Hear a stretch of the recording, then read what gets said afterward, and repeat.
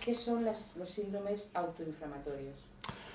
Los síndromes autoinflamatorios o enfermedades autoinflamatorias son unas enfermedades crónicas en el que el sustrato o la manifestación fundamental son episodios de inflamación recurrentes y crónicas.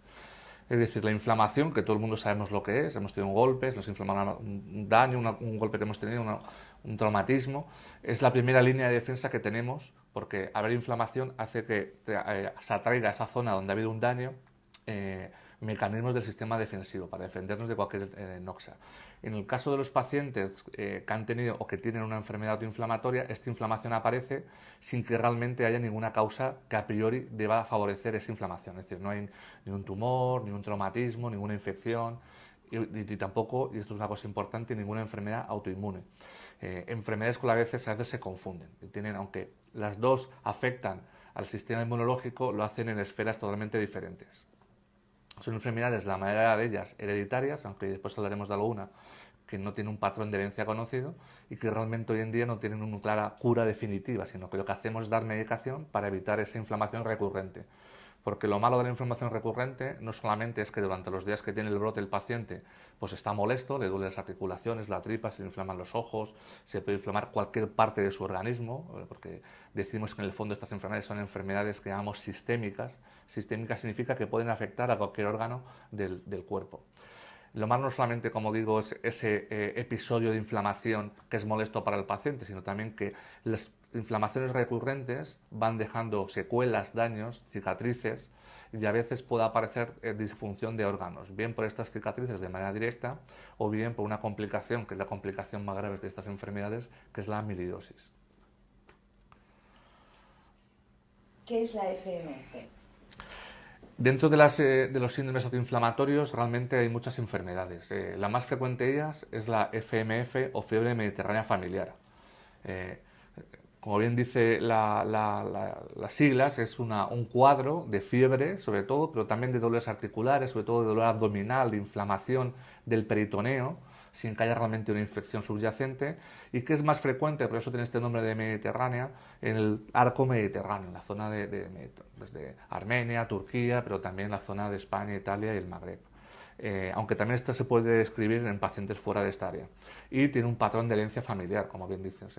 Realmente ahora sabemos qué gen y qué buscar, pero hasta hace poco, ya no hasta hace unos años, cuando no teníamos el estudio genético, lo que hacíamos realmente, parte del diagnóstico era al observar que diferentes miembros de una familia tenían estos síntomas de fiebre y de dolores, de inflamación recurrente. Recurrente significa que a lo mejor a lo largo de un mes, pues durante 2 o 3 días, tenemos o más, depende del tipo de enfermedad, tenemos este tipo de inflamación, con dolores articulares, manchas en la piel o sobre todo inflamación del peritoneo.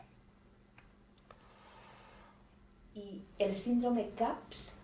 Junto a la fiebre mediterránea familiar hay otras fiebres hereditarias recurrentes o signos antiinflamatorios recurrentes hereditarios.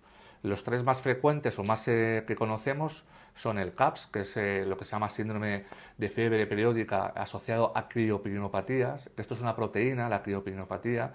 Es una proteína que crio significa frío, que las manifestaciones de la enfermedad aparecen sobre todo cuando hace frío, cuando hay cambios de temperatura hacia la baja. Dentro del CAPS hay diferentes manifestaciones, el NOMID, el CINCA, son diferentes espectros de la enfermedad. Unos aparecen más en el niño y son más dañinas y otras que aparecen más tardíamente en el adulto y son un poquito más lábiles. El cuadro puede ser similar a la fiebre mediterránea familiar, pero en el caso particular del CAPS, en vez de cursar con brotes, puede ser un cuadro persistente, con más o menos actividad, pero siempre el paciente puede tener un poquito de inflamación. A diferencia del TRAPS y del HITS, en el caso del TRAPS es una patología en la que está mutada una patología que se llama TNF, que es una molécula que participa en la inflamación, el desarrollo de la inflamación, y en el HITS es lo que se llama síndrome hiper-IgD. La IgD es igual, otra molécula que participa en la inflamación. De estos pacientes lo que tienen son algo más parecido a la fiebre familiar, un cuadro antiinflamatorio que cursa en brotes. En el caso del HITS suelen ser brotes más largos, de 6, 7, 8 días, con dolor abdominal, inflamación de los ojos, diarrea, dolores articulares, fiebre, llagas en la boca, y que dura habitualmente 6, 7, 8 días y aparece como una vez cada 4, 5, 6 semanas, o una vez al mes. A diferencia del TRAPS, que suele ser episodios de inflamación más corto, de 2, 3, 4 días, con una clínica muy similar, pero que sin embargo se repite con más frecuencia a lo largo de ese mes. También el FAPA. El síndrome de FAPA es una cosa un poquito diferente, o un cuadro diferente, que realmente se está aportando luz en los últimos años, una enfermedad posiblemente de las últimas bien definidas o descubiertas, conocido también como síndrome de Marshall, y la diferencia es que no se conoce un patrón de herencia. Parece que a diferencia del resto de enfermedades que sí que tienen un patrón de herencia conocido, el FAPA no hay ningún trastorno hereditario que lo sugiera. Entonces puede aparecer incluso en pacientes que no tienen familiares afectos. Y las siglas significan realmente una fiebre recurrente que se asocia a faringitis y llagas en la boca, aftas, y inflamación de los ganglios del cuello.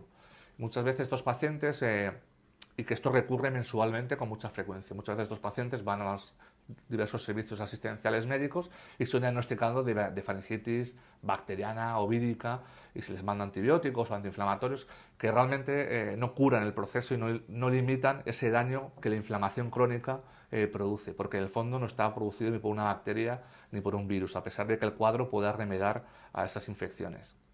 Y esto es lo importante, ¿no? Que ante un paciente que tiene estos síntomas, pero que aparece de manera recurrente, cada 4 o 5 semanas el paciente va al médico quejándose de esto, pues pensar que es poco probable que un paciente tenga una faringitis bacteriana o viral mensual, sino que pensar en estas enfermedades, porque el diagnosticarlas antes pues hace que posiblemente el pronóstico sea mejor y la calidad de vida del paciente también. La pregunta es: ¿cuál es el pronóstico de estas patologías? Lo importante también del diagnóstico precoz de estos pacientes, no solamente obviamente para dar una respuesta al paciente y tratarlo cuanto antes, es modificar el pronóstico, porque el retraso diagnóstico de estas enfermedades empeoran el pronóstico.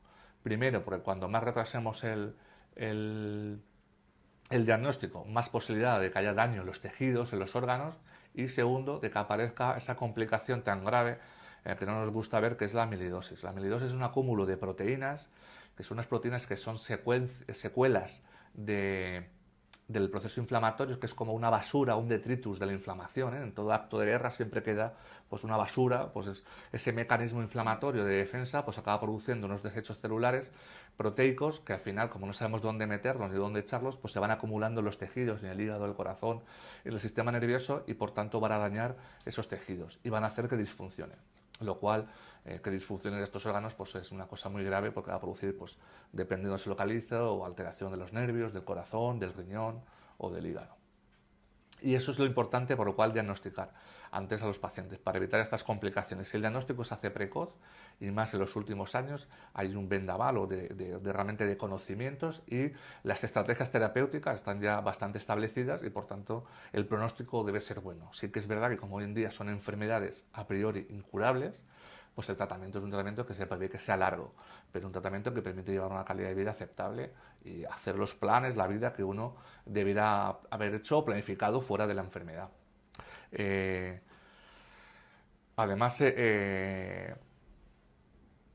lo importante también de diagnosticar de manera precoz al paciente es, como hemos dicho, también minimizar la exposición a fármacos que a veces utilizamos para intentar controlar estos procesos, pero que también son fármacos tóxicos.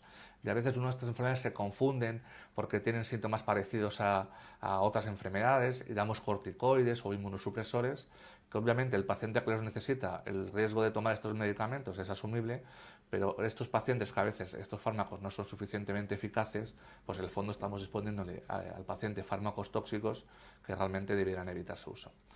También hay que decir que respecto al tratamiento del pronóstico, muchas de estas enfermedades o algunas de ellas, a veces cuando el paciente va creciendo, los episodios de inflamación se van también alargando en el tiempo, suelen ser a veces más débiles. Esto no pasa en todas las enfermedades, pero en algunas de ellas sí.